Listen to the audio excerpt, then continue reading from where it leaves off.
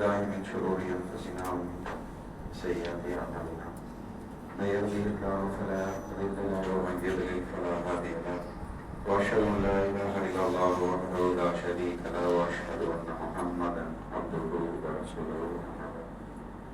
يا أيها الناس اتقوا ربكم الذي خلقكم من نفس واحدة وخلق منها زوجها وبث منهما رجالا كثيرا ونساء واتقوا الله الذي تساءلون به والأرحام إن الله كان عليكم رقيبا. يا أيها الذين آمنوا اتقوا الله حق تقاته ولا تموتن إلا وأنتم مسلمون. يا أيها الذين آمنوا اتقوا الله وقولوا قولا سديدا يصلح لكم أعمالكم ويغفر لكم ذنوبكم ومن يطع الله ورسوله فقد فاز فوزا عظيما.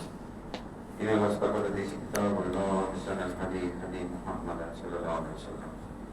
شر الأمور محدثاتها وكل محدثة بدعة كل بدعة ضلالة وكل ضلالة في النار. வார்த்தைகளில் சிறந்த வார்த்தை அல்லாஹ்வுடைய வார்த்தை. வழிகாட்டுதலில் சிறந்த வழிகாட்டுதல் நபிகள் நாயகம் ஸல்லல்லாஹு அலைஹி வஸல்லம் அவர்களுடைய வழிகாட்டுதல். காரியங்களில் மிகவும் தீயது மார்க்கத்தின் பெயரால் உருவாக்குவது. ஒவ்வொரு புதிதான காரியமும் பிதாக்காகும், ஒவ்வொரு பிதாத்தும் வழிகேடாகும், ஒரு வழிகேடும் நரகத்தில் கொண்டு போய் சேர்க்கும். கண்ணியமிக்க இல்லாமல் நாம் வாழக்கூடிய இந்த சமகால கட்டத்தில் மனிதனுடைய நேரத்தை எப்படி நாம் பணமாக்கலாம், மனிதனுடைய நேரத்தை எப்படி பயன்படுத்தி நாம் அதை வியாபாரத்துக்கு பயன்படுத்தலாம் என்ற அடிப்படையில் நம்முடைய ஒவ்வொரு நொடியும் வியாபார ரீதியாக பார்க்கக்கூடிய, விளம்பர ரீதியாக பார்க்கக்கூடிய காட்சிகள் இருக்கிறது. அதை நீங்கள் சமூக வலைதளங்களை எடுத்துக்கொள்ளலாம். பொழுதுபோக்கு என்ற பெயர்ல, என்டர்டெயின்மெண்ட் என்ற பெயர்ல IPL, ISL என்னென்னமோ உலகத்துல கொண்டு வந்துட்டு ஒரு நொடி கூட உங்களுக்கு போர் அடிக்க கூடாது. நீங்க எப்பவுமே எதிரியாவது உங்களுக்கு மூழ்கியே கிடக்கணும். வேலைக்கு போறோமா, திரும்பி வந்த பிறகு உங்களுக்கு என்டர்டெயின்மெண்ட் இருக்கணும் என்று சொல்லி ஹராமான விஷயங்களையும் முன்வைக்கக்கூடிய விஷயத்தை பார்க்கணும். நெட்ஃபிளிக்ஸ் என்ற பேர்ல, பிரைம் என்ற பேர்ல நீங்க இந்த படத்தை பாருங்க, இந்த ஹராமான காட்சியை பாருங்க என்று சொல்லி விளம்பரப்படுத்தக்கூடிய ஏகப்பட்ட விஷயத்தை தொடர்ச்சியாக பார்த்து கொண்டே இருக்கிறோம். எவ்வளவு நேரம் ஒரு குறிப்பிட்ட சமூக வலைதளத்துல பயணிக்கிறோமோ அந்த அளவுக்கு அந்த கம்பெனியுடைய வேல்யூவேஷன் கூடுதான். யூடியூப்ல ரொம்ப நேரம் இருந்தீங்கன்னா அந்த கம்பெனியுடைய வேல்யூவேஷன் கூடுது. இன்ஸ்டால ரொம்ப நாள் இருந்தாங்கன்னா அந்த கம்பெனியுடைய வேல்யூவேஷன் கூடுது. எந்த கேமை பசங்க ரொம்ப நேரம் விளையாடுறாங்களோ அவர்கள் கொஞ்ச நேரம் கூட போர் அடிச்சிடக்கூடாது. எல்லா நேரமும் அவன் ஏதோனும் ஒரு வகையில அவன் ஈடுபடுத்தி கொண்டே இருக்கணும். ஒரு செகண்ட் கூட வேஸ்ட் ஆயிடக்கூடாது. அதிகப்படியான நேரம் இருந்தாங்கன்னு சொல்லி சொன்னா அதிகப்படியாக ஆடு கொடுக்கலாம், ஆடு கொடுத்து சம்பாதிக்கலாம் என்ற அடிப்படையில ஒரு செகண்ட் கூட அவனுக்கு போர் அடித்திடக்கூடாது, முழுமையாக ஈடுபடுத்தணும் என்ற அடிப்படையில மொத்த உலகமும் இயங்கிக்கிட்டு இருக்கு. அது தேவை என்ற அடிப்படையில உணவு என்று சொன்னால் உணவுடைய விஷயமே மாறிடுச்சு. பொழுதுபோக்கு என்ற அடிப்படையில கேம்ல இருந்து, என்டர்டெயின்மெண்ட்ல இருந்து என்னென்னலாம் ஹராமான விஷயங்கள் இருக்குதோ அதை கூட கொண்டு வந்து உள்ளே சேர்த்து இதுலயும் உங்களுடைய நேரத்தை நீங்கள் செலவழித்துக் கொள்ளுங்கள். அதையும் நாம என்ன நினைச்சுக்கிட்டு இருக்கிறோம் சொல்லி கேட்டா, இதுதான் நம்முடைய ஸ்ட்ரெஸ் பஸ்டர், இதுதான் நம்முடைய ஸ்ட்ரெஸ் எல்லாம் ரிலீவ் பண்ணோம். வேலைக்கு போயிட்டு வந்தோம், இவ்வளவு ஸ்ட்ரெஸ்ஸா இருக்குது, படிச்சுட்டோம், இவ்வளவு ஸ்ட்ரெஸ்ஸா இருக்குது, எக்ஸாம் படி படி படின்னு சொல்லி முடிச்சிட்டீங்களா, இனிமே எனக்கு கையில செல்போன் கொடுத்தாலே உண்டுன்னு சொல்லி ஒவ்வொரு வீட்டில் இருக்கக்கூடிய குழந்தைகளும் மத்தம்மா போட்டு டார்ச்சர் பண்றதை சாதாரணமாக பார்க்கிறோம். செல்போன் கொடுத்துட்டு அமைதியாக உட்காரக்கூடிய காட்சியும் நாம தொடர்ச்சியாக பார்த்து கொண்டிருக்கிறோம். இப்பொழுது எவ்வளவு பொழுதுபோக்கு அம்சங்கள் இருக்கக்கூடிய இந்த காலகட்டத்தை ஒப்பிட்டு கொஞ்சம் 50 வருஷம் பின்னாடி போய் பாருங்களேன். இதுல 10% என்ன, 1% கூட இருந்திருக்கு. நமக்கெல்லாம் பொழுதுபோக்கு என்பது சொந்தக்காரங்களை போய் பார்ப்பது. சொந்தக்காரங்களை போய் பார்த்தா இருக்கிறதே மகா பாரமான காரியமாக பிள்ளைகள் பார்க்கிறாங்க. ஆகா வந்துட மாட்டேன். நமக்கு பொழுதுபோக்கு என்பது ஆக குறைவு. அந்த இப்போ பயன்படுத்தக்கூடிய விஷயங்கள ஒரு 10%, 5% கூட இருந்திருக்காரு. ஆனால் நீங்கள் இப்பொழுது இருக்கக்கூடிய காலகட்டத்தோட பொழுதுபோக்க பார்த்தீங்கன்னு சொல்லி சொன்னா அவ்வளவு அதிகமா இருக்கு. கூடுதலா ஒரு கேள்வி உங்களிடத்துல நான் வைக்கிறேன். இவ்வளவு விஷயத்த சொல்றாங்கல்ல, இவ்வளவு விஷயத்த ஒரு செகண்ட் எடுத்துட்டு அவ்வளவு நேரம் ஓடிடுது. ஒரு செல்போன் எடுத்து ரீல்ஸ் பார்க்க ஆரம்பிச்சா 1 மணி நேரம் போயிடுது, 2 மணி நேரம் போயிடுது. டைம் போனதே தெரியல. காலங்கள் எல்லாம் ஸ்பீடா போகும் சொல்லி ரசூலுல்லாஹி ஸல்லல்லாஹு அலைஹி வஸல்லம் முன்னேற்றம் செஞ்சிருக்காங்கல்ல. இதோட சேர்த்தே தான் இன்னொரு விஷயம் இந்த உலகத்துல எக்ஸ்ட்ரா போயிடுது. எப்படி பொழுதுபோக்குக்கு அவ்வளவு குறைவில்லாம போய்கிட்டு இருக்கோம், ஸ்ட்ரெஸ், டிப்ரெஷனு, ஹார்ட் அட்டாக்கு, தூக்கம் வரல, மனசு சரியில்லை, எனக்கு இந்த வியாதி, எனக்கு அந்த வியாதின்னு சொல்லக்கூடிய கூப்பாடுகளும் அதிகமாயிட்டு இருக்கு. இப்ப நான் சொல்லக்கூடியது என்னவோ ரொம்ப வயதான காலகட்டத்தில் சொல்லக்கூடிய விஷயங்கள்லாம் கிடையாது சொல்றவர்களே. அந்த மாய வழியில் நீங்க இருந்தே அதை விட்டு வெளியே வாங்க. சாதாரணமா ஒரு 25 வயது வாலிபனோ ஒரு இளைஞியோ சாதாரணமாக சொல்லக்கூடிய வார்த்தைகளா மாறிடுச்சு.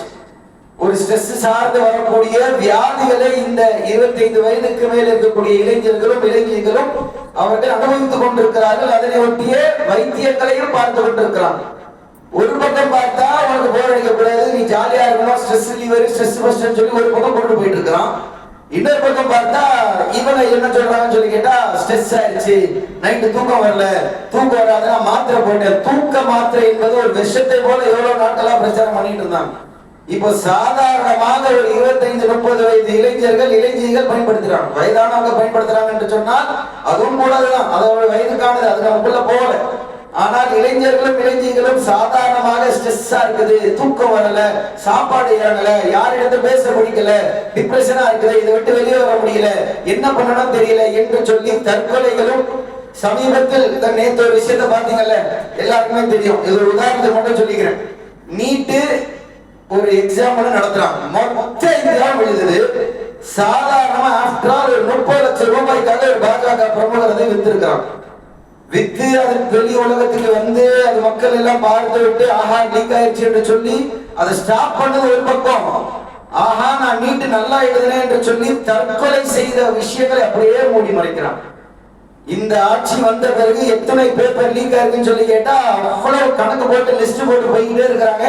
தற்கொலைகள், அதாவது மத்திய அரசாங்கம் வந்து தற்கொலைகளோட எண்ணிக்கையை பார்த்தா கண்ட வேணிக்கு ஏறி இருக்கு. வரக்கூடிய சதவீதத்தை பார்த்தா எங்கேயோ போயிருக்கு. நம்ம சிந்தித்து பார்க்கிறோம், ஒரு சாதாரண ஒரு எக்ஸாமுக்காக கூட இந்த சமுதாய மாணவர்கள் தாக்கு பிடிக்க முடியாம அந்த எக்ஸாம்ல இன்னொரு எக்ஸாம் வர போகுது, ஒரு நீட்டில் இந்த வருஷத்துலேயே இன்னொன்று வைக்கிறேன்னு சொல்லிட்டான். அதுக்கு முன்பாகவே நாம் எங்கேயோ பார்த்தோமே, அனிதான்ற ஒரு சகோதரி எவ்வளவோ போராடினாங்க. அவ்வளவு போராட்டம் கோர்ட்டுக்கெல்லாம் போய் வாதாடின அந்த பெண்மணியை கூட தற்கொலை செய்து கொண்டு மாய்த்து கொள்ளக்கூடிய சூழலை பார்க்கிறோம். இப்பொழுது ரெண்டத்தையும் ஒப்பிட்டு பாருங்களேன். ஒரு பக்கம் உங்களுக்கு என்டர்டைன்மெண்ட்ன்றான், உனக்கு இதுதான் வாழ்க்கைன்றான், படிச்சு முடிச்சா எனக்கு கேம் வேணும்னு சொல்லி பிள்ளைங்க ஓடுது, நம்மளே வேலையை முடிச்சு வந்தோம் சொல்லி சொன்னா ஏதாவது டிவியை போட்டு அது ஹராமா ஹராம் இல்லையா என்று பாகுபாடு இல்லாமல் இந்த சமுதாயம் பார்த்து கொண்டிருப்பதை நம்ம பார்க்கிறோம். இதுக்கு என்னதான் தீர்வு? ஸ்ட்ரெஸ்ஸா, டிப்ரெஷனா, தற்கொலையை தூண்டக்கூடிய, ஹார்ட் அட்டாக் வரக்கூடிய சிறுவயது ஹார்ட் அட்டாக் ரொம்ப ரொம்ப நார்மல் ஆயிடுச்சுங்க. ஒரு விஷயமாவே போல பார்க்கப்படல. ஒரு மாதத்துக்கு ஒரு 2-3 அخبار செய்திகள் வந்துருதா இல்லையா? சின்ன வயது ஹார்ட் அட்டாக், அவ்வளவு ஸ்ட்ரெஸ் உச்ச கட்டத்துக்கு போய் தூக்கம் இல்லாம ஸ்ட்ரெஸ் உள்ள வாங்கி கொண்டு அல்லா நாடி நடக்குது, எந்த மாட்டு கருத்தும் கிடையாது. ஆனால் ஒப்பிட்டு பார்க்கும் பொழுது அந்த ஸ்டாட்டிஸ்டிக்ஸ், அந்த வரக்கூடிய தரவுகளை பார்க்கும் பொழுது எவ்வளவு கூடி இருக்கு என்பதை நீங்களே சாட்சியாளர். ஒவ்வொருவருக்கும் தெரியுமா? இதெல்லாம் கேள்வியே படல பாய். 32 வயசு பாய். ஒரு போன் பண்ணார், போஸ்ட்மார்ட்டம் பண்ணாம ஜனாசா வேணும். என்ன பாய் ஆச்சு? 32 வயசு பாய், விளையாடிட்டு இருந்தாரு, ஹார்ட் அட்டாக் வந்து இறந்து போயிட்டாங்க. எவ்வளவு தகவல்களை நம்ம கேட்டுக்கொண்டிருக்கிறோம். அல்லாஹ் தஆலா மிக தெளிவான ஒரு விடயங்களை இதன் மூலமாக சொல்லி காட்டுகின்றான். சகோதரர்களே, நாம் எதையெல்லாம் இதெல்லாம் ஸ்ட்ரெஸ் ரிலீவர் இதெல்லாம் விஷயங்கள் இந்த படம் பார்க்கறதுக்கு போய் இந்த பெருநாள் அன்னைக்கு போய் நல்லா காப்பாற்றணும். பெருநாள் வருது, ஃபர்ஸ்ட் என்ற பேர்ல பெருநாள் அன்னைக்கு போய் நான் படம் பார்க்கறேன்ற பேர்ல போகக்கூடிய சமுதாயம்லாம் இருக்கிறாங்க. சிரிச்சா வாழ்க்கை நல்லா இருக்கும், வாழ்க்கை ஒருவரை தான் வாழ்வதற்கு என்னென்னமோ கேவலமான பஞ்சாயத்துகளை சொல்லி, கேவலமான வார்த்தைகளை சொல்லி, இதுதான் வாழ்க்கைன்னு சொல்லி மாய வலையில இந்த சமுதாயத்தை போய் விளைவித்திருக்கிறார். அப்ப ஏன்பா ஸ்ட்ரெஸ் அதிகமாகுது? அப்ப ஏன்பா ஸ்ட்ரெஸ்ஸுடைய மாத்திரைகளோட விற்பனை கூடி இருக்குது? ஏன் டிப்ரெஷன் சைக்காலஜிஸ்ட்ல அவ்வளவு மக்கள் வளர்த்து வந்து எனக்கு டிப்ரெஷனா இருக்குது, எனக்கு ஒரே பிரச்சனையா இருக்கு, தீர்வு சொல்லுங்க என்று சொல்லக்கூடிய இடங்கள் எல்லாம் நிரம்பி வழியக்கூடிய விஷயங்கள் துணை அதனுடைய கூட்டங்கள் ஏன் கூடி இருக்கிறது என்பதை சற்று சிந்தித்து பார்க்க வேண்டாமா? அல்லாஹ் தஆலா எவ்வளவு அழகாக இந்த விஷயத்தை பற்றி சொல்லி காட்டுகிறேன் சிந்தித்து பார்த்தால் நமக்கு போதுமான விஷயத்தை இங்கே நம்ம பார்க்கலாம். எவ்வளவுதான் நீ உலகத்தை சார்ந்து சொன்னாலும் அல்லாஹ் ஒரு சிம்பிளான ஒரு சொல்யூஷன் சொல்லி காட்டுகின்றான். ஒன்றை நாம் இந்த நேரத்தில் இப்போ சொன்னதிலிருந்து புரிந்து கொள்வோம், இது அனைத்தும் ஸ்ட்ரெஸ் பஸ்டர் கிடையாது. இதனால் நமக்கு மன நிம்மதி கிடைக்காது. பாட்டு கேட்பேன், ஹராமான பாட்டு கேட்டா கேட்காதீங்க. பல பசங்களுக்குலாம் சொல்லதான் செய்யறோம், அது கேட்டு தொலையாதீங்கடா. ஒரு மண்ணங்கிற ஒன்னா கட்டிக்க பிரயோஜனம் கிடையாது, ஒன்னுக்கும் யூஸ் கிடையாது. அதை கேட்காதீங்க, படம் பார்க்காதீங்க. அந்த நடிகை பின்னாடி போய் ஒரு நடிகை நாடு ஆளக்கூடிய ஒரு விஷயத்தின் பக்கம் நம்ம ஓடிக்கிட்டு இருக்கிறோமே, இது அனைத்துமே எங்கே வந்து நிற்கிறது என்பதை சற்று சிந்திச்சு பாருங்க. பாட்டு கேட்டா மனசு கொஞ்சம் ஆறுதலா இருக்கு, நம்ம மக்கள் சொல்றது கேட்கும், அல்லாஹ் காப்பாற்றணும். இது போல விஷயங்கள் தான் இஸ்லாம் நமக்கு சொல்லி காட்டுகிறதா? இதைத்தான் அல்லாஹ் நமக்கு பாடமாக சொல்லி காட்டுகின்றானா? 13வது அத்தியாயம் 28வது வசனத்துல அல்லாஹ் நமக்கு ஒரு பாடத்தை சொல்லித்தான். நீ என்னன்னாவே புதுசா கொண்டு வாங்க, என்னவே புதுசா கொண்டு, இதெல்லாம் ஸ்ட்ரெஸ் லீவு, இதெல்லாம் நான் கொஞ்சம் போர் அடிக்கிறது, நான் கொஞ்சம் பாட்டு கேட்டுப்பேன், நான் கொஞ்சம் படம் பார்த்துப்பேன் என்ற அடிப்படையில் ஹராமான விஷயங்கள் ஒருபோதும் உங்களுக்கு தீர்வு தராது. நீங்க என்னதான் நீங்க பல்டி அடிச்சு தலைகீழா நின்று நான் இதுதான் சரி என்று சொன்னாலும் அதனுடைய விளைவை இந்த சமுதாயம் சந்தித்துக் கொண்டு தான் இருக்கிறது. ஒவ்வொரு வீட்டிலையும் படிக்கக்கூடிய பிள்ளைகள் படிக்காம போகக்கூடிய காட்சிகளாக கம்ப்ளைண்ட் பண்ணக்கூடிய நிகழ்வுகள் ஏராளம். நல்ல பையனா இருந்தான், இப்ப அவனை கண்ட்ரோல் பண்ண முடியல, தொழுதுட்டு இருந்தான், இப்ப தொட மாட்டான், திடீர்னு அந்த இடத்துக்கு போறான் பாய், நம்ம அந்த பசங்களோட சேர்றது பார்த்தாலே எனக்கு பயமா இருக்குது பாய், வாழ்க்கையிலே பார்க்காத ஸ்டேஷனை பார்க்க வச்சிட்டான் பாய் என்று சொல்லக்கூடிய விஷயங்கள் எல்லாம் ரொம்ப அதிகமாக போடக்கூடிய காட்சிகளை பார்க்கிறோம் சகோதரர். இது அனைத்தும் இந்த மாதிரிலாம் பாக்குறாங்க இல்லையா? பார்த்து எது எதெல்லாம் ஹராமோ, எது எதெல்லாம் சமுதாயத்துக்கு தீமை விளைவிக்குமோ அதெல்லாம் சிறந்தது என்று சொல்லி பாடத்தை சொல்லிக் கொண்டே இருக்கிறார்கள். ஆனால் அவர்களுக்கு குர்ஆனை எடுத்து வைக்கக்கூடிய விஷயங்கள் அவ்வளவு குறைந்து விட்டது. இங்க தீர அல்லாஹ் குர்ஆன்ல சொல்லி காட்டுகின்றான். 13வது அத்தியாயம் 28வது வசனத்துல, அல்லதீன ஆமனு வதத்மைனல் குலூபுஹும் பிஸிக்ரில்லாஹ், அவர்கள் இறை நம்பிக்கை கொண்டவர்கள் உள்ளங்கள் அல்லாஹ்வின் நினைவால் தான் அமைதியுறும். அல்லாஹ்வின் நினைவால் யார் யாரெல்லாம் சிக்ரில்லா, அல்லாஹ்வை நினைப்பதன் மூலமாக தான் உள்ளங்கள் அமைதியுறும். அல்லாஹ் சொல்கின்றான், அலா பிஸிக்ரில்லாஹி தத்மைனல் குலூப், அல்லாஹ்வை நினைப்பதன் மூலமாக தான் உள்ளங்கள் அமைதி உறுகின்றன. பீஸ், சலாம் அப்படின்றது அல்லாஹ்வை நினைவு கூறுவதன் மூலமாகத்தான் என்பதை அல்லாஹ் தான் நமக்கு பாடமாக சொல்லி காட்டுகின்றான். இதை அல்லாமல் நாம் எத்தனை வித்தியாசமா டிசைனா கொண்டு வந்துட்டு அவனுக்கு பொழுதுபோக்கா இருக்கணும், பொழுதுபோக்கு அம்சம் இருக்கணும், இதுல இந்த டெக் இருக்குதா, இந்த ஸ்மார்ட் இருக்குதா, அந்த விஷயங்கள் இருக்குதா, எதுவுமே நிம்மதி தரவில்லை. இது நடக்கக்கூடிய அனைத்து விஷயங்களும் ஒவ்வொரு நாளும் ஒவ்வொரு வீட்டிலும் நடக்கக்கூடிய அனைத்து வாரங்களும் நமக்கு பாடமாக இருக்கிறது, அனைத்து விஷயங்களும் நமக்கு பாடமாக இருந்து கொண்டிருக்கிறது. அல்லாஹ்வின் நினைவால் மட்டும்தான் உள்ளங்கள் அமைதி வரும். வெளிப்புறத்தோடைய பிசிக்கலா உடம்பை சரியா கெட்டு வச்சா, இல்ல ஏதாவது ஆக்சிடென்ட் ஆகி இறந்துருச்சா உடனே தையல் போறா, சரி பண்ணிடுது, எல்லாமே ஆயிடுது. சரி கை காலில் ஏதாவது சிராய்ப்பு ஏற்பட்டுச்சா ஒரு மருந்து போடுறா, ஒரு வாரம் நார்மலா நம்ம பார்க்கிறோம், அதன் பிறகு சரியாகுது. ஆனால் மனவலி, அந்த ஸ்ட்ரெஸ் எப்படி நம்ம தீர்ப்பது? அல்லாஹ் ஒரு சில விஷயங்களை நமக்கு சொல்லி காட்டுகின்றான். நம்ம ஆழமாக புரிந்து கொள்ள வேண்டும். அல்லாஹ்வின் நினைவு என்பதுதான் ஒரு உள்ளத்திற்கு அமைதி தரும் என்பதை இறுதி வரைக்கும் அல்லாஹ்வுடைய வசனம் பொய்யாமா, அல்லாஹ்வுடைய விஷயங்கள் ஏதாவது வகையில பொய்யாமா, அல்லாஹ் அன்றைக்கு சொன்னது இன்றைக்கு வரைக்கும் இந்த நொடி வரைக்கும் ஆமாப்பா அல்லாஹ்வின் நினைவால் மட்டும்தானே உள்ளங்கள் அமைதி வரும் என்பதை உணரக்கூடிய இடத்துல நம்ம வைத்திருக்கிறார் சகோதரர்களே. அல்லாஹ் தஆலா இந்த விஷயத்திற்காக ஒரு மிக அழகான ஒரு வசனத்தை நமக்கு சொல்லி காட்டுகின்றான். கூஸ் பம்ப்ஸ் சொல்லுவாங்க. என்னன்னு சொல்லி கேட்டா பர்த்டே பம்ப்ஸ், கூஸ் பம்ப்ஸ் என்னன்னு கேட்டா பர்த்டே பம்ப்ஸா. அல்லாஹ் காப்பாத்தணும். அந்த மாற்று மத கலாச்சாரத்தை கொண்டாடவே கூடாது, அது ஹராம். நீங்கள் ஒரு வேளை கொண்டாடின பிறந்த நாள், ஃபர்ஸ்ட் பிறந்த நாளோ, 2வது பிறந்த நாளோ, 80வது பிறந்த நாளோ, அதை பத்தி இங்க கவலை கிடையாது. பிறந்த நாள் கொண்டாட்டம் என்பது ஹராம், அது மாற்று மத கலாச்சாரம். எவ்வளவு தெளிவா எவ்வளவு பயான்களை நீங்களும் கேள்விப்பட்டிருப்பீங்க. அதுல என்ன பண்றாங்கன்னா கூப்பிட்டு வச்சு கும்பகும்னு அடிப்பாங்க. ஏன்டா அடிக்கிறீங்க? அது வந்து பர்த்டே பம்ப்ஸ் அப்படின்னா அட்டி அடிப்போம், அவ்வளவுதான். அதுக்கு என்னடா எதுக்குடா நீங்க அடிக்கிறீங்க அப்படின்னு கேட்டா அது ஒரு ஜாலி. எங்கத்துல போய் முடிகிறது உங்களை வச்சுக்கிட்டு நம்மளால முடியலடா எப்பா அப்படி அடிப்பீங்களா அப்படின்னு கேட்டா உண்மையாவே அடிக்கிறாங்க. அது எங்க இருந்து வருதுன்னு சொல்லி கேட்டா கூஸ் பம்ப்ஸ், அதாவது தோல் சிரித்து போகக்கூடிய இடங்கள்லாம் அப்பா என்ன ஒரு கூஸ் பம்ப்ஸ் மொமெண்ட் அப்படின்வாங்க. அதாவது ஒரு விஷயத்தை பார்த்து அப்படியே பிரமிச்சு போயிடுறோம்ல, மெய் சிரித்து போயிடுறோம்ல. இந்த வார்த்தையை அல்லாஹ் தஆலா குர்ஆன்ல பயன்படுத்துறான். இந்த மெய் சிலிர்த்து போகக்கூடிய கூஸ் பம்ப்ஸ் மொமெண்ட் என்று சொல்லப்படக்கூடிய ஆங்கிலத்தில் சொல்றாங்க மெய் சிலிர்த்து போகக்கூடிய அந்த தருணம். அதை பற்றி அல்லாஹ் தஆலா 39வது வசனத்துல 39வது அத்தியாயத்துல 23வது வசனத்துல அல்லாஹ் சொல்கின்றான், அல்லாஹ் நஸல்னா அஹ்ஸனல் ஹதீஸ் கிதாப் முத்தஷாபிஹா, அல்லாஹ் மிக அழகிய செய்தியை வேதமாக அருளினான். இந்த குர்ஆனை நமக்கு கொடுத்தது வேதமாக மிக அழகிய செய்தியாக அல்லாஹ் தஆலா கொடுத்தான். அதன் பிறகு அல்லாஹ் சொல்றான், முத்தஷாபிஹா முசானி தக்ஷயிரு மின்ஹு குலூபுஹும் அல்லதீன யக்ஷௌன ரப்பஹும், அவர்கள் இந்த வேதத்தை படிக்கும் பொழுது அல்லாஹ் இந்த இடத்தில் சொல்கின்றான், அது ஒன்றுக்கொன்று ஒப்பானதாகவும் திரும்ப திரும்ப ஓதப்படக்கூடியதாகவும் இருக்கிறது என்று சொல்லிட்டு அதன் பிறகு அல்லாஹ் சொல்றான், ஜுலூதுஹும் வ குலூபுஹும் இல்லா பிஸிக்ரில்லாஹ், அல்லாஹ்வை நினைவு கூறுவதற்காக அவர்கள் தோள்கள் எல்லாம் மெய் சிலிர்த்து விடுகின்றன. அல்லாஹ்வின் வசனங்களை அவர்கள் படித்தார்கள் என்று சொன்னால் அப்படியே மெய் சிலிர்ந்த கூஸ் பம்ப்ஸ் மொமெண்ட் சொல்றாங்கல்ல. அல்லாஹ்வின் வசனங்களை நீங்கள் படிக்க படிக்க, மொழி புரிந்து படிக்க படிக்க, இந்த உள்ளங்கள் அமைதி வரக்கூடிய விஷயங்கள், இது ஸ்ட்ரெஸ் எல்லாம் சொல்றோம்லங்க. ஒரு செகண்ட் இதை நான் பார்த்துட்டு போயிடுறேன். ஒரு செகண்ட் போன் அடிச்சா கையில செல்போன் இருக்கும், என்ன பண்ணுவோம்? உடனே எடுத்து 2 ரீல்ஸ் பார்த்துட்டு இல்ல வாட்ஸ்அப் என்ன வந்து பார்த்துட்டு போயிடுவோமே. அந்த மாதிரியான விஷயங்கள் நிம்மதியை தராது. அது ஸ்ட்ரெஸ் லிவர் கிடையாது. இருக்கக்கூடிய பிரச்சனைகளை இன்னும் அதிகமாக தான் ஆக்கி தரும். இந்த பாட்டு கேட்பது சம்பந்தமா நிறைய பஞ்சாயத்து வருதுல, என்ன அருமையா இருக்கு. நம்ம மக்கள் உருது பேசக்கூடிய மக்கள் இடத்துல, ஏன்னா நானும் உருது பேசக்கூடியவன், அதனால சொல்லிக்கிறேன் சரியா. என்னை எதிர்த்து கை நீட்டாதீங்க. என்னன்னு கேட்டா ஹிந்தி பாட்டு கேட்பேன். ஹிந்தி பாட்டு மட்டும் ஹலாலா, அது மட்டும் என்ன பெரிய இதுவா சொல்லப்பட்டிருக்குதா? எவ்வளவு ஹலாமான விஷயங்கள் கருத்தோட வருகிறது. அது சாமி அது கேட்டா மனசு கொஞ்சம் அமைதியா இருக்குது. அது அமைதி கிடையாது. சமீபத்தில் ஒரு தகவல்கள் சொல்லி காட்டுகின்றது. பாட்டுகள் கேட்க கேட்க இந்த மியூசிக் வர வர உள்ளங்கள் எல்லாம் இறுகி போய் கூடுதலான ஸ்ட்ரெஸ்ஸை உருவாக்குகிறது, கூடுதலான மன வலியை உருவாக்குகிறது என்பதை இந்த விஷயங்கள் சொல்லி காட்டுகின்றன. இந்த இடத்தில் அல்லாஹ் சொல்கின்றான். இந்த அழகான ஒரு செய்தி அல்லாஹ் கொடுப்பதை இந்த இடத்துல சொல்லி காட்டுவது, தமது இறைவனின் அஞ்சோரின் தோள்கள் இதனால் மெய் சிலிர்த்து விடுகின்றன. யார் யாரெல்லாம் அல்லாஹ் எஞ்சுகின்றார்களோ அவர்களுக்கு இந்த குர்ஆனை ஓதுவதன் மூலமாக மெய் சிலிர்த்து விடும், கூஸ் பம்ப்ஸ் மொமெண்ட் கிரியேட் ஆகும் என்பதை அல்லாஹ் சொல்லிட்டு, அதன் பிறகு அவர்களின் தோள்களும் உள்ளங்களும் அல்லாஹ்வை நினைவு கூறுவதற்காக மிருதுவாகி விடுகின்றன.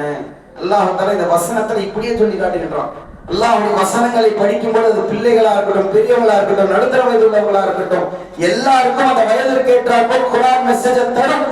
நீங்கள் ஒவ்வொரு நிமிடம் வாய்ப்பு கிடைக்கும் பொழுதெல்லாம் இந்த குர்ஆனை ஓதுவதற்கு முயற்சி எடுக்கணும், மொழி புரிந்து ஓதுவதற்கு முயற்சி எடுக்கணும். ஒரு செகண்ட் கிடைக்குதா, அதுல ஒரு விஷயத்தை கண்டிப்பா படிப்பேன் என்ற ஒரு நியத்து வைங்க. உண்மையான ஸ்ட்ரெஸ் பஸ்டர், உண்மையான நிம்மதி என்பது நபிகள் நாயகம் ஸல்லல்லாஹு அலைஹி வஸல்லம் சந்திக்காத சோதனைகளாங்க. நினைச்சு பாருங்களேன், அவர்களுடைய தலைமையில அல்லாஹ்வுடைய அருளால அல்லாஹ்வுடைய ரசூல் என்ற போஸ்ட் கிடைக்குது. அந்த போஸ்ட் அடிப்படையில மக்கள் எல்லாம் அந்த வழியில பின்பற்றிக்கிட்டு அவரை பின்பற்றிக்கிட்டு வர்றாங்க. திடீர்னு எதிரி போர்க்களத்தோட வர்றான், அவ்வளவு பெரிய படையோட வர்றான். ஒரு செகண்ட் விட்டுட்டோம்னு சொல்லி சொன்னா, கண்டுக்காம விட்டுட்டோம்னா மொத்த மதீனாவை அடிச்சு காலி பண்ணக்கூடிய ஒரு சூழல் எத்தனை தடவை நிகழ்ந்திருக்கிறது. ஒரு போர்க்களத்துல வந்து கிட்ட வந்துட்டாங்க, எவ்வளவு கிட்ட இருக்கிறது எல்லாருக்குமே தெரியும். எவ்வளவு கிட்ட வந்துட்டாங்க, மொத்தமே காலி பண்ணக்கூடிய சூழல். எப்பேற்பட்ட சோதனை அது! அல் அஹ்ஸாப் நினைச்சு பாருங்க, மொத்த அரேபியாவும் இந்த மதீனாவில் வாழக்கூடிய முஸ்லிம்களை எதிர்த்து வந்து போராட்டத்துக்கு நின்றுட்டாங்களே. அந்த சோதனையும் தாண்டி எவ்வளவு நிம்மதியான வாழ்க்கையை வாழ்ந்துவிட்டு சென்றார்கள் என்பதை சற்று நினைத்து பாருங்கள். குர்ஆனை மொழி புரிந்து சுமந்த உள்ளம் இந்த ஹாஃபிஸாக இருக்கிறான். இந்த ஹாஃபிஸாக இருந்து மொழி புரியாமல் இருக்கிறாங்க நிறைய பேர். அல்லாஹ் காப்பாற்றணும். இந்த விஷயங்களை நாம் மொழி புரிந்து எந்த மொழி நமக்கு தெரியுமோ நாம் படிப்பதற்கு கடமைப்பட்டிருக்கிறோம். இதுதான் ஆக சிறந்த ஸ்ட்ரெஸ் பஸ்டராக, ஸ்ட்ரெஸ் ரிலீவராக. டிப்ரெஷன்லாம் எதுவுமே இந்த வார்த்தையெல்லாம் என்னன்னு தெரியாம நம்ம வளர்ந்தோம். எங்கெங்க வந்துச்சு இந்த டிப்ரெஷன்? டிப்ரெஷன்ல போயிட்டான், 3 மாசம் அவனுக்கு டைம் கொடுங்க. எங்கெங்க புதுசா வார்த்தைகள் வந்து சொல்லக்கூடிய யாரு? 30 வயது 32 வயது மதிக்கத்தக்க ஒரு ஆண் இந்த வார்த்தைகளை பேசுகிறான் என்று சொன்னால் அல்லாஹ் தஆலா காப்பாற்ற வேண்டும். ஏதோ ஒரு தேடி எதனையோ ஒரு விஷயத்தின் பக்கம் ஓடி கடைசியாக என்ன தேவை, என்ன நிம்மதி தேவை என்ற விஷயத்தை விட்டுவிட்டு இந்த சமுதாயம் எங்கே கை சேர்ந்ததோ என்று நின்று கொண்டிருக்கிறதோ என்ற ஒரு சந்தேகம் வருகிறது. அல்லாஹ் தஆலா எவ்வளவு அழகாக நமக்கு சொல்லி காட்டுகின்றான். அதே போல அடுத்த ஒரு வசனத்தில் அல்லாஹ் தஆலா இந்த இடத்துல சொல்லி காட்டுகின்றான். லவ் அன்ஸல்னா ஹாதல் குர்ஆன் அலா ஜபல் லரைதஹு காஷியன் முத்தஸத்தியன் மின் கஷியத்தில்லாஹ். இந்த அல்லாஹ்வுடைய வசனங்கள் எடுத்து மலை மீது இறக்கி இருந்தது என்று சொன்னால், அல்லாஹ்வுடைய வசனங்களுடைய அச்சத்தினால், அல்லாஹ்வுடைய அச்சத்தினால் மலைகள் தவிடுபடியா இருக்கும் என்பதை அல்லாஹ் தஆலா பதிவு செய்கின்றான். மலையே தவிடுபடியா இருக்கும் என்று சொன்னால் நம்முடைய உள்ளம் சகோதரர்களே, அல்லாஹ்வை அழுது பணிந்தவர்களாக அழுவோமா இல்லையா? அதே போல அடுத்த உச்சகட்டத்தில் இந்த இதே விஷயம் ஸ்ட்ரெஸ் சம்பந்தமா இந்த ஆராய்ச்சி பண்றாங்க இல்லையா? சிரிப்பு என்பது உள்ளத்தை இருக்கும். இது நபிகள் நாயகம் ஸல்லல்லாஹு அலைஹி வஸல்லம் அவர்கள் சொல்லி இருக்கிறாங்க. சமீபத்திய ஆய்வு கட்டுரை இதை வேணா நம்ம அனுப்பிச்சு வைக்கிறோம் இன்ஷா அல்லாஹ். அதே போல உச்சகட்ட சந்தோஷம் என்பது என்ன, உச்சகட்ட மகிழ்ச்சி அப்படின்னா என்ன அப்படின்னா நம்ம கேள்விப்பட்டிருப்போம், சொர்க்கத்துல கிடைக்கும். ஆனால் உலகத்துல உச்சபட்ச மகிழ்ச்சி என்றால் எப்படி வெளிப்படும் நினைச்சு பாருங்க. அழுகை. ஒரு ரொம்ப நாள் கழிச்சு, நீங்க இதை கூட கேள்விப்பட்டிருப்பீங்க, ரொம்ப நாள் கழிச்சு புள்ள வரான், 10 வருஷம் கழிச்சு புள்ள வெளிநாட்டுல இருந்து வரான், அவனை நம்ம பார்க்கிறோம், நம்மளை அறியாமல் அழுகை வருமே. உச்சபட்ச மகிழ்ச்சியின் வெளிப்பாடு என்பது அழுகை மட்டும்தான். அந்த உச்சபட்ச மகிழ்ச்சியை நீங்கள் அனுபவிக்க வேண்டும் என்று சொன்னால் குர்ஆனை ஓதுவதன் மூலமாக கிடைக்கும் என்பதை அல்லாஹ் தஆலா 19வது அத்தியாயம் 58வது வசனத்தில் பதிவு செய்கின்றான். நம்ம சிந்திச்சு பார்க்கிறோம். உச்சபட்ச மகிழ்ச்சி இங்கெல்லாம் சொல்றாங்க, இந்த ஸ்ட்ரெஸ் எல்லாத்துக்கும் குப்பையை போடுது. அல்லாஹ்வுடைய அருளால் நமக்கு குர்ஆன் கிடைச்சது நிறைய பேருக்கு இல்லைங்க. இந்த பைபிள் தோறாலாம் கிடைச்சிட்டு அவங்க என்ன பண்ணிட்டாங்க, மனிதனுடைய கருத்தெல்லாம் உள்ள சேர்த்துறாங்க. மனிதனுடைய உள்ளம், மனிதனுடைய மூளை எவ்வளவு வேலை செய்யும். அதிகபட்சம் 50 வருஷத்துக்கு வேலை செய்யுமா? எனக்கு இந்த 4 சிரத்தை தாண்டி என்னால பார்க்க முடியாது. எப்பேற்பட்ட பேர் ஆளா இருக்கட்டுமே, இந்த 4 சிரத்தை தாண்டி எனக்கு என்ன மூலம் இருக்க போகுது?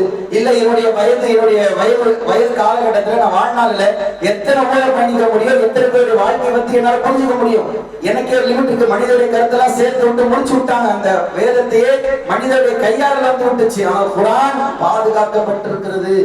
ஒவ்வொரு எழுத்தும் பாதுகாக்கப்பட்டிருக்கிறது. அல்லாஹ் நமக்கு நிம்மதிக்கான ஒரு ஆயுதமாக கொடுத்திருக்கிறான். நம்ம கண்டிப்பாக புரிந்து படிக்க வேண்டும் என்பது இந்த நேரத்தில் புரிந்து கொள்ள கடமைப்பட்டிருக்கிறோம். இந்த 19வது அத்தியாயம் 58வது வசனம் அல்லாஹ் சொல்லும் பொழுது, உலாயிக அல்லதி அனமல்லாஹு அலைஹிம், அல்லாஹ்வின் அருள் பெற்ற மக்கள் இவர்கள் தான். மினன் நபியின, நபிமார்களில் உள்ளவர்கள், மினன் ஸுர்ரியத்தி ஆதம் அலைஹிஸ்ஸலாமுடைய வழித்தோன்றலில் உள்ளவர்கள், நல்ல உயர் நிலையில் இருக்கக்கூடிய அல்லாஹ்வுக்கு நெருக்கமாக இருக்கக்கூடிய ஒரு சாராரை பற்றி அல்லாஹ் தஆலா சொல்றான். நபிமார்களில் உள்ளவர்கள், ஆதம் அலைஹிஸ்ஸலாமுடைய வழித்தோன்றலில் உள்ளவர்கள், வமின்னா அமல்னா மா நூஹ் அலைஹிஸ்ஸலாமுடைய கப்பலில் ஏற்றினோமே அந்த மக்கள். அதன் பிறகு வமின் ஸுர்ரியத்தி இப்ராஹிம் இப்ராஹிம் அலைஹிஸ்ஸலாம், இஸ்ராயில் அலைஹிஸ்ஸலாம் அவருடைய வழித்தோன்றலில் உள்ளவர்கள். அதன் பிறகு அல்லாஹ் தஆலா சொல்றான், வமின்னா ஹதைனா வஜ்தபைனா இதா துத்லா அலைஹிம் ஆயாத்துர் ரஹ்மான், ரஹ்மானுடைய வசனங்களை அவர்கள் செவியுற்றார்கள் என்று சொன்னால் கர்ரு சுஜ்ஜதன் வ புகியா, அழுதவர்களாக அவர்கள் சஜிதாவில் விழுந்து விடுவார்கள். இந்த மன நிம்மதி என்பது அல்லாஹ் தஆலா எதோட கோருகிறான் என்பதை சற்று சிந்தித்து பாருங்கள் சகோதரர்களே. நாம பார்க்கக்கூடிய கேளிக்கைகள், காட்சிகள் கொஞ்சம் போரா இருக்குது, கொஞ்சம் ஸ்ட்ரெஸ்ஸா இருக்குது. தொழுகையை தள்ளி போடக்கூடிய நிகழ்வு நடக்குதா இல்லையா? இந்த ஓர் முடிச்சுட்டா நான் தொழுகைக்கு போயிடுறேன். எத்தனை ஆண்கள் வீட்டுல பெண்கள் இடத்துல சொல்லியிருக்கோம். எத்தனை ஆண்கள் வீட்டுல ஒரு சாக்கு போக்காக நம்ம சொல்லியிருக்கிறோம். இவன் 100 அடிச்சிட்டோம், இவன் 50 அடிச்சிட்டோம், மேட்ச் முடிஞ்சிட்டோம், இந்த ஓவர் முடிஞ்சிட்டோம், இந்த தொழுகைக்கு போயிட்டு வர சொல்லி அதிலேயே உட்கார்ந்து கொண்டு நேரத்தை கழித்துக் கொண்டிருக்கிறோமே. உண்மையான மன நிம்மதி என்பது அல்லாஹ்வை நினைவு கூறுவதால் மட்டும்தான் கிடைக்கும் என்பதை புரிந்து கொள்ள வேண்டும். புதுசா என்ன டிசைனா கொண்டு வந்தாலும் அனைத்தும் தோற்று போகும். அல்லாஹ்வுடைய உண்மைக்கு முன்னால் கண்ணால பார்த்துக்கிட்டு இருக்கிறோம். இது சிறு பிள்ளைகளும் குர்ஆனை ஓதணும் என்று சொன்னால் மொழி புரிந்து ஓதுவதற்கு முயற்சி செய்யும்.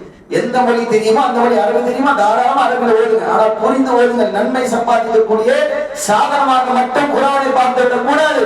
குர்ஆனை ஒவ்வொருவரும் புரிந்து படித்தோம் என்று சொன்னால் அல்லாஹ் தஆலா உங்கள் வாழ்க்கையில் நடக்கக்கூடிய விஷயங்களுக்கு பதிலளிப்பான். அல்லாஹ் தஆலா உங்களுக்கு ஏதோ ராண்டமா ஏதோ ஒரு என்ன கை மாட்டுதோ அந்த பேஜ் ஓபன் பண்ணி நீங்க வாட்டில படிக்க ஆரம்பிங்களேன். நீங்கள் சந்திக்கக்கூடிய விஷயங்களுக்கு அல்லாஹ் தஆலா பதிலளிக்கக்கூடிய விதமாக எத்தனையோ மக்கள் சொல்லியிருக்கிறாங்க. எத்தனையோ மக்கள் ஆமாமாய் நான் படிச்சேன், அல்லாஹ் தஆலா என்னிடத்துல மிகப்பெரிய ஒரு மன நிம்மதியை கொடுப்பதாக நான் உணர்ந்தேன் என்று சொல்லக்கூடிய எத்தனையோ நிகழ்வுகள் நீங்கள் கூட அனுபவித்திருப்பீர்கள். அல்லாஹ் தஆலா இவ்வளவு அழகான ஒரு விஷயத்தை, இந்த நிம்மதிக்கான ஒரு விடையை இந்த இடத்தில் சொல்லி இருக்கிறான். ஆனால் எத்தனையோ ஊர்கள்ல என்ன விடைன்னு தெரியாமலேயே முழிச்சுக்கிட்டு இருக்கிறாங்க சகோதரர்களே.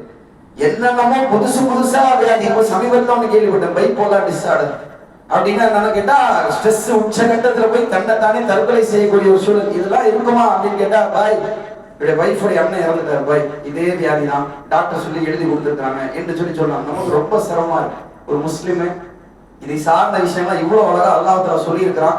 இது எல்லாத்தையும் தூக்கி வச்சுக்கிட்டு எதுக்கு பின்னாடி நம்ம ஓடிக்கிட்டு இருக்கோம் என்பது கூட தெரியாமல் ஓடி கொண்டிருக்கிறோமே. இவ்வளவு அழகான எப்போது மேல் ரேக்ல குர்ஆன் இருக்குதோ அது வரைக்கும் நமக்கு பிரச்சனை தான். கையில எடுத்து வைப்போம், மொழி புரிந்து படிப்போம், ஒவ்வொரு வசனத்தையும் அல்லாஹ் தஆலா என்ன சொல்லுகின்றான் என்பதை சிந்திப்போம். அல்ஹம்துலில்லாஹி ரப்பில் ஆலமீன் என்ற சூரத்துல் ஃபாத்திஹா இருக்கிறது. கடல் போல அர்த்தங்களை உடையது சகோதரர்களே. அல்லாஹ் தஆலா சாதாரணமாக கொடுத்து போக கிடையாது. ஒவ்வொரு வசனத்திலும் ஒவ்வொரு தொழிலும் நீங்கள் ஓத அதை நீங்கள் புரிந்து ஓதுவீர்கள் என்று சொன்னால் அழுகை வராத கண்கள் இருக்காது சகோதரர்களே. அல்ஹம்துலில்லாஹி ரப்பில் ஆலமீன் சாதாரணமா ஓதிட்டு இருக்கிறோமே, அளவற்ற அகிலங்களை படைத்து பராமரிக்கிறவன் அவன் தான் என்று சொல்கின்றானே. அந்த அகிலம் என்று சொன்னா உலகத்தை மட்டும் நினைச்சிட்டு இருக்கோம். எனக்கு சோறு போடுறது அல்லாஹ் தான், அவன் தான் நான் பராமரிச்சுட்டு இருக்கோம். என் பிள்ளைக்கு எந்த பிரச்சனையும் இல்லாமல் பாதுகாக்கிறது அல்லாஹ் தான், அவன் தான் என் பிள்ளையும் பராமரிச்சுக்கிட்டு இருக்கிறான். இங்க உட்கார்ந்து இருக்கக்கூடிய எல்லாருடைய குடும்பத்தையும் பராமரிப்பது யார்? ஒவ்வொரு வசனத்திலும் அல்லாஹ் தஆலா சொல்கின்றான், அல்ஹம்துலில்லாஹி ரப்பில் ஆலமீன். அகிலங்களை படைத்த இறைவனுக்கு புகழளித்தும் என்பதை நம்ம பார்க்கிறோம். அவன் தான் இந்த பூமியை பராமரித்துக் கொண்டிருக்கிறான். ஒவ்வொரு வசனமும் நிறைய பாடங்களை சொல்லி சொல்வதில்லை. மன நிம்மதி என்பது எங்கேயோ தேடி ஓடாதீங்க, ஹராமான விஷயத்தின் பக்கம் போகாதீங்க.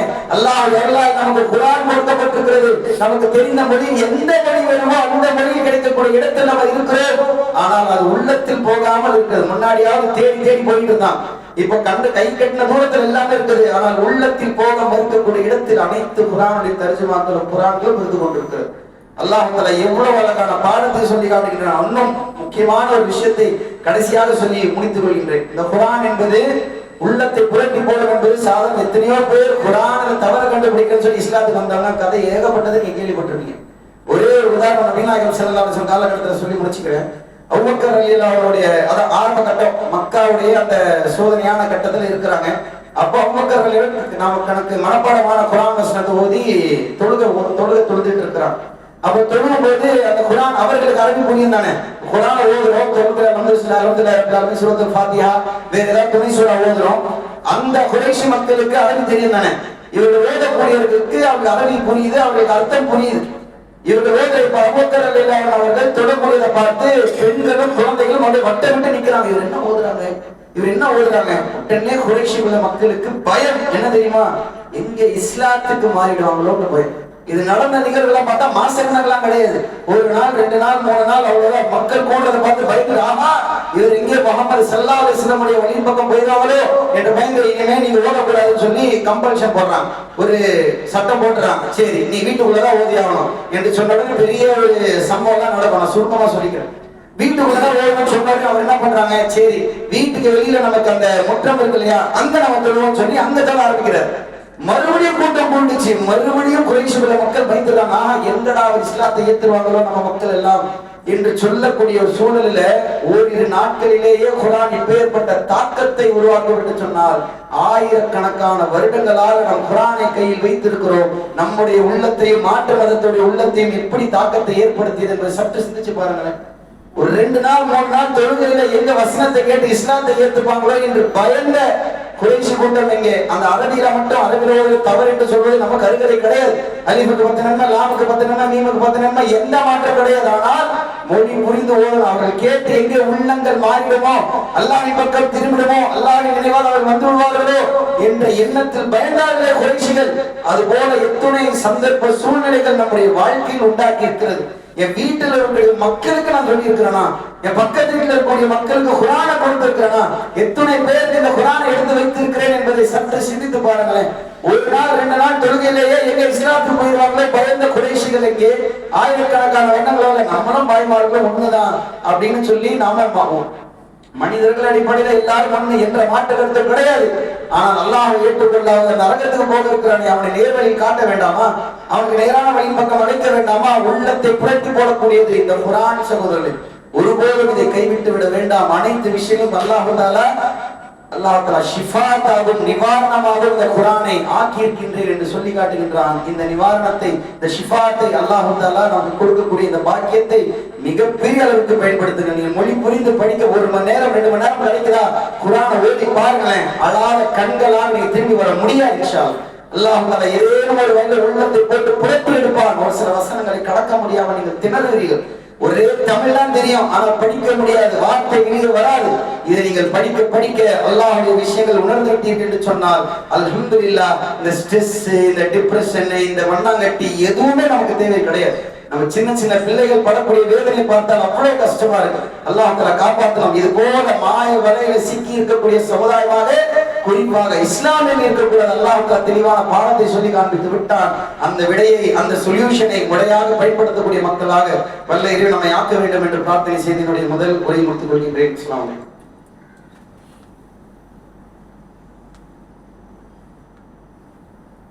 அஸ்ஸலாமு அலைக்கும் வரஹ்மத்துல்லாஹி வபரகாத்துஹு.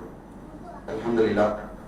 அல்லாஹ்வுடைய இப்போ இது போல செய்திகளை இந்த ஜும்மாவுல நாம கேட்டுக்கிறோம். குர்ஆனை படிக்கணும், அதிகப்படியா நம்ம தர்பியத்து கொடுக்கணும். சின்ன பிள்ளைகளுக்கு கொடுங்க, 4 வயது குழந்தைகளுக்கு, 5 வயது குழந்தைகளுக்கு எல்லாம் குர்ஆனை நீங்க சும்மா படிச்சு புரிய வைங்க. இதெல்லாம் இப்படி இருக்கு, மூசா அலைஹிஸ்ஸலாம் வரலாறு எப்படி ஆச்சு, குர்ஆனை படிச்சு சொல்லுவாங்க. 4 வயது 5 வயது குழந்தைகள் எல்லாம் அழுத காட்சிகளை கண்ணால பார்த்திருக்கோம். நிறைய நண்பர்களுடைய வீட்டுல இது போல விஷயம்லாம் பார்க்கும்போது நமக்கே ஆச்சரியமா இருக்கு, ஏன் நம்ம பயன்படுத்தாம இருக்கோம் அப்படின்றது. இப்போ இங்க வரக்கூடிய கூட்டம் என்பது நம்ம சமுதாயத்துல ஆக சொற்ப கூட்டம். இது இல்லாம இன்னொரு ஆடியன்ஸ் இருக்கதான் செய்யறாங்க. இங்கே வரக்கூடிய மக்கள் கூட இந்த ஜும்மாவில கலந்து கொள்ள முடியாத ஒரு சூழல் எல்லாம் ஏற்படும். அதுக்காக தான் என்ன பண்றோம்னு சொல்லி கேட்டா, அவ்வப்பொழுது நல்லொழுக்க பயிற்சி, மக்களுக்கு இதை சார்ந்த விளக்கங்களை கொடுக்கணும், குர்ஆன்ல இருக்கக்கூடிய விஷயங்களை மக்களுக்கு தெளிவுபடுத்தணும் என்ற அடிப்படையில அவ்வப்பொழுது நல்லொழுக்க பயிற்சி தர்பியாக்கள் நம்ம நடத்துறோம். என்ன காரணம் சொல்லி கேட்டா, நம்ம மக்கள் எந்த வழியிலும் வழிகேட்டின் பக்கம் போய்விடக் கூடாது. அல்லாஹ்வின் பக்கம் அவர்கள் திருமணம், ஐவேளை தொழுகையாளிகளாக, தஹஜ்ஜுத் தொழக்கூடியவர்களாக, சுன்னத்தான நோன்பு வைக்கக்கூடியவர்களாக, அதிகமான திக்ர்கள் நம்முடைய வாய்களை நினைத்தவர்களாக நம்முடைய பிள்ளைகள் நம்முடைய சமுதாயத்தினர் இருக்க வேண்டும் என்ற அடிப்படையில நாம் இது போல தர்பியாக்களை நடத்துறோம். இன்ஷா அல்லாஹ் நம்முடைய கிளையின் சார்பாக நாளை மாலை 6 மணிக்கு ஆண்கள் மற்றும் பெண்களுக்கு ஒரு தர்பியா ஏற்பாடு செய்யப்பட்டிருக்கிறது. தர்பியாவுடைய நோக்கம் ஒண்ணுதான். இப்போ நம்மளுடைய வாழ்க்கையை அடுத்த கட்டத்துக்கு கொண்டு போறதுக்கு, அல்லாஹ்வின் பக்கம் நெருங்குவதற்கு ஏதேனும் ஒரு சாதனத்தை தேர்றோம் இல்லையா?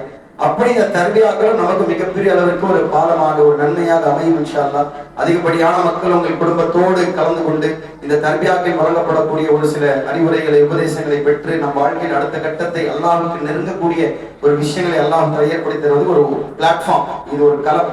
அந்த களத்தில் நாம் முறையாக பயன்படுத்திக் கொள்வோம். அதிகமான மக்கள் கலந்து கொள்வோம் இன்ஷா அல்லாஹ். நம்முடைய அனைவருடைய வாழ்க்கை எப்படி நபி நாயகம் ஸல்லல்லாஹு அலைஹி வஸல்லம் அவர்கள் வாழ்ந்து பயணித்து மடித்தார்களோ அதே வழி நம்மை வாழ வைத்து பயணிக்க வைத்து மன்னிக்க வைக்க வேண்டும் என்று பிரார்த்தனை செய்து உரை கொடுத்துக் கொள்கின்றேன். வாசல் தாவான அல்ஹம்துலில்லாஹி ரப்பில் ஆலமீன். அஸ்ஸலாமு அலைக்கும் வரஹ்மத்துல்லாஹி.